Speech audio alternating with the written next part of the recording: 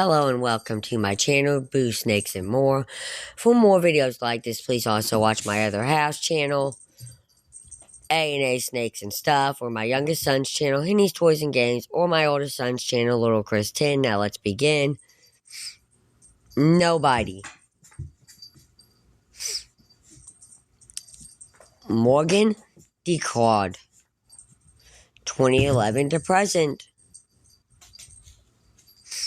Nobody is a character often related to Damian Wayne, better known as Robin. The original one is Morgan Decard, an assassin and the son of Henry Decard, one of Bruce Wayne's mentors.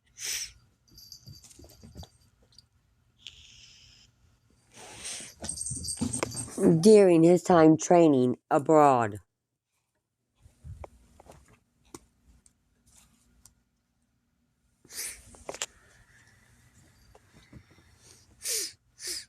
Decard attempting to persuade Damian to become an assassin like him and break Batman's no-kill rule. Due to the jealousy Morgan developed from Bruce's training with his father,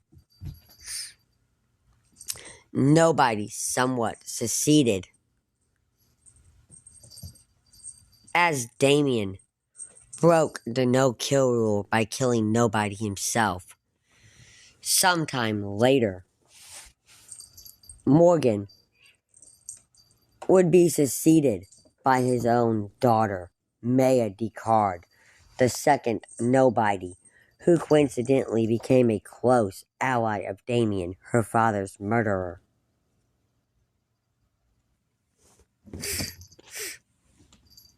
A different character called Mr. Nobody is a criminal obsessed with surreal dangerism that is often an enemy of the Doom Patrol. Nobody, Morgan Decard, was created by Peter Tomsey and Patrick Gleason, first appearing in Batman and Robin Volume 2, Number 1, 2011.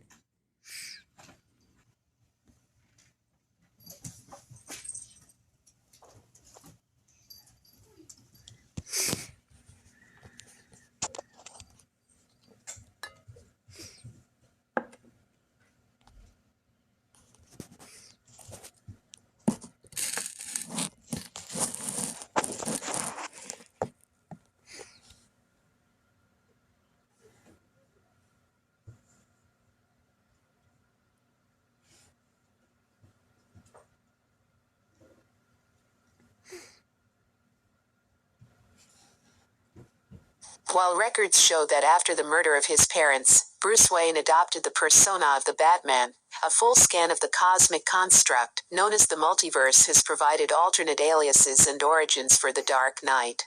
To view these results, simply click on the photo of the Batman you wish to learn more about.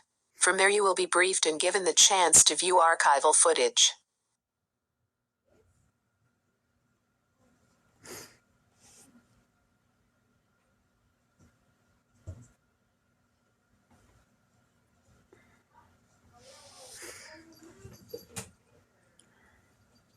Wayne is a harsher Batman than the one we know. His war on crime is a deadly affair, and he has no limits when it comes to the violence he will use to see justice done. More vigilante than hero, Thomas found his true purpose when the depowered Barry Allen arrived at Wayne Manor looking for Batman. Thomas was shocked that his visitor from another world kept calling him Bruce. Eventually, Barry Allen was able to convince Thomas of the truth, that this entire universe wasn't meant to be, and that there was a world where his son lived. Thomas was instrumental in getting the Flash's powers back and overriding the Flashpoint timeline with our original one. Thomas was happy to be free from his misery and to know his son would live again. He gave the Flash a letter for his son, telling him that being the Batman was no substitute for having a life. But before Thomas Wayne blinked out of existence to finally know peace, he was yanked through a time portal and dropped on Earth 2, where he serves as that world's Batman to this day.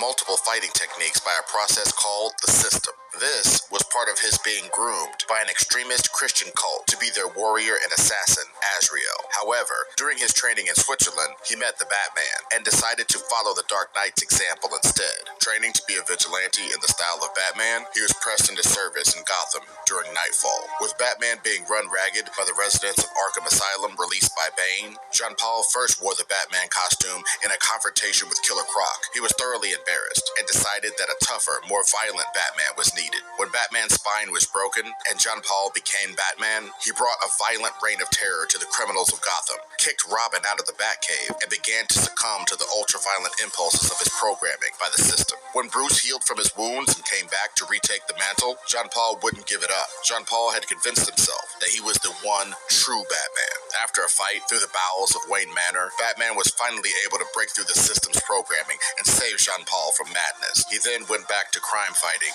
as a superheroic version of Azrael.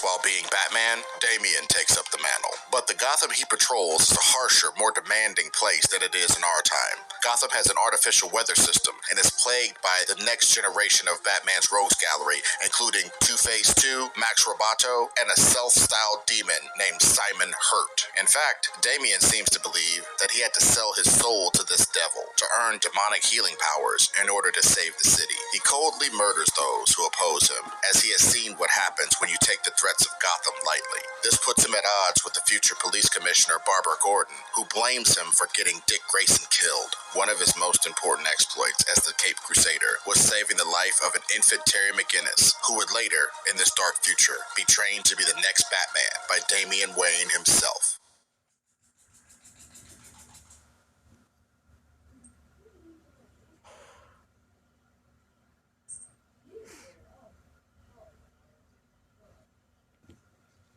In the Red Sun universe, baby Superman's ship crashes in the Soviet Union rather than Kansas. The grown Kal-El helps Joseph Stalin to establish communist Russia as a utopia. But underneath this facade is a government where dissidents are murdered or reprogrammed as lobotomized automatons. The Batman stages a campaign of attacks meant to awaken the citizens to their oppression. Like the Batman we know, he's capable of taking on superpowered beings with his genius tactical abilities. He captures Wonder Woman and draws Kal-El into a trap made of lamps that mimic the rays of a red sun and remove Superman's powers. Batman gives both Superman and Wonder Woman all they can handle before his eventual capture. He commits suicide rather than become an automaton. Ironically, it is his sacrifice that shakes Superman out of his malaise, prompting him to become a real hero of the people.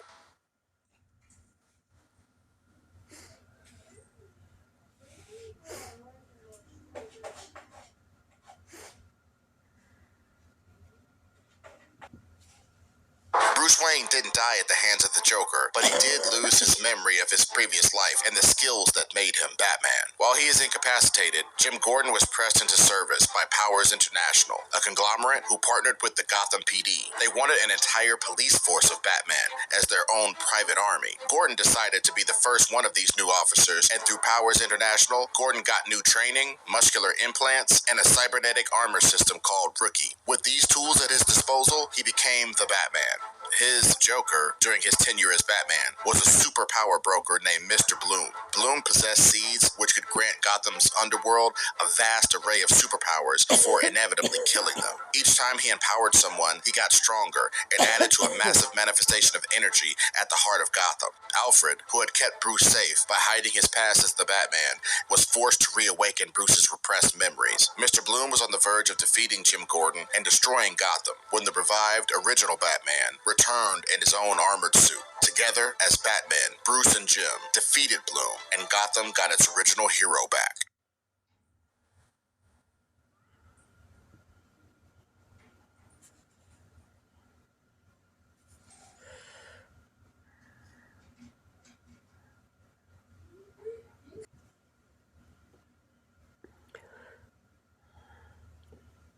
On Earth, Earth, -22, the Joker murdered Commissioner Gordon with an acid trap, killed Batman's entire rogues gallery, paralyzed Batman, and orphaned a hospital full of children while Batman was forced to helplessly watch. He also Jokerized the children, making them incurable monsters forever. When Batman overcame his paralysis, he killed the Joker without any remorse. But when a small amount of Joker venom was released with the Joker's last breath, it infected the Dark Knight. Batman slowly changed into something else. His sidekicks, Batgirl, Robin, Nightwing, and Red Hood noticed, offering their help. Batman promptly gunned them down and enlisted the army of Jokerized children as his new Rabid Robins. He also infected his son Damian to serve by his side and killed the entire Justice League using the weapons they'd stockpiled over years of crime fighting. He is one of the deadliest incarnations of the Batman ever conceived. He's on a quest to gather the most twisted Batman from across the dark universe to eventually become the master of all reality, warping it to meet his apocalyptic vision.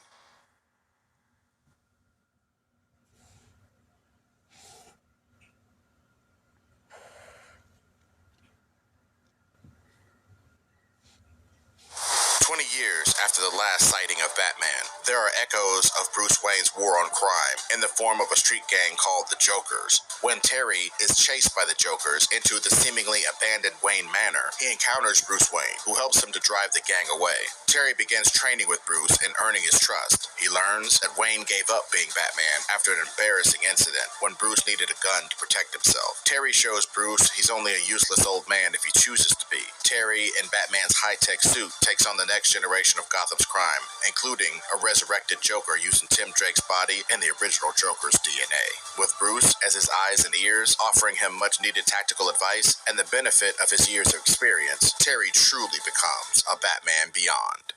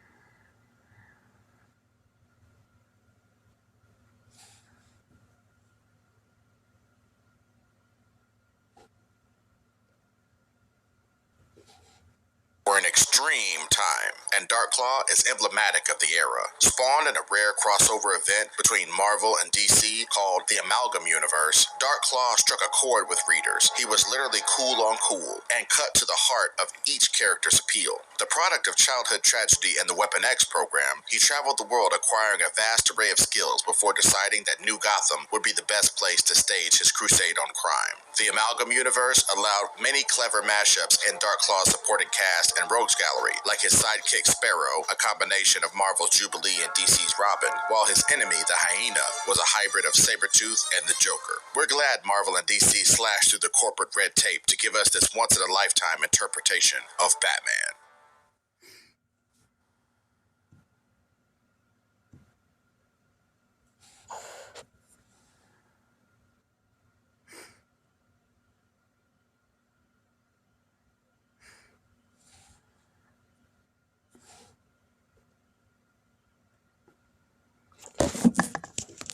Thank you for watching this video and peace out till the next one.